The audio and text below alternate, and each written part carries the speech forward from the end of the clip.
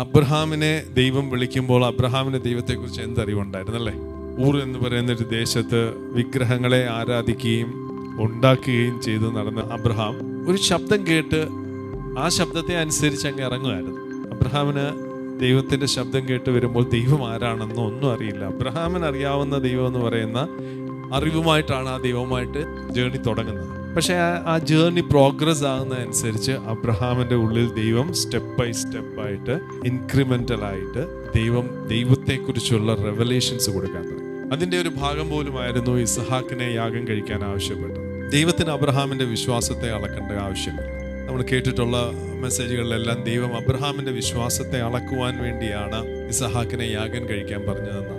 വാസ്തവത്തിൽ അബ്രഹാമിന് ഒരു ബുദ്ധിമുട്ടും ഉണ്ടായില്ല. ഇത്ര വർഷം കഴിഞ്ഞ് ദൈവം പ്രോമിസ് ചെയ്തു എന്ന് പറഞ്ഞ പ്രോമിസ് ചൈൽഡിനെ കിട്ടിയിട്ട് ആ പ്രോമിസ് ചൈൽഡിനെ യാഗം കഴിക്കാൻ പറഞ്ഞപ്പോൾ സ്വാഭാവികമായിട്ട് അബ്രഹാം വളരെ അനുസരണമുള്ളതായിട്ട് പോകുന്നേ കാണാം. അപ്പം നമ്മൾ വായിക്കുമ്പോൾ നമുക്ക് തോന്നുന്നു, ദൈവത്തോട് ഇത്ര ഒബീഡിയന്റ്.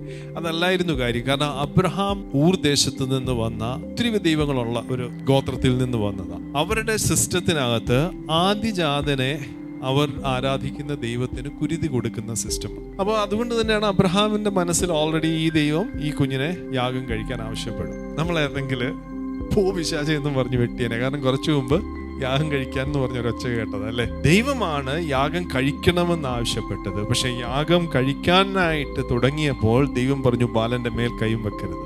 എന്താ? ദൈവത്തിന് ആ ഒരു അത്രയും സമയം കൊണ്ട് ദൈവത്തിന്റെ മനസ്സ് മാറി. ദൈവം അവിടെ ദൈവത്തിന്റെ നേച്ചർ, സ്വഭാവം എന്താണെന്ന് അബ്രഹാമിനെ മനസ്സിലാക്കുവാനായിട്ട് ദൈവം ദൈവം അവിടെ പറയുന്നുണ്ട്, ദൈവം യാഗം ആഗ്രഹിക്കുന്നില്ല.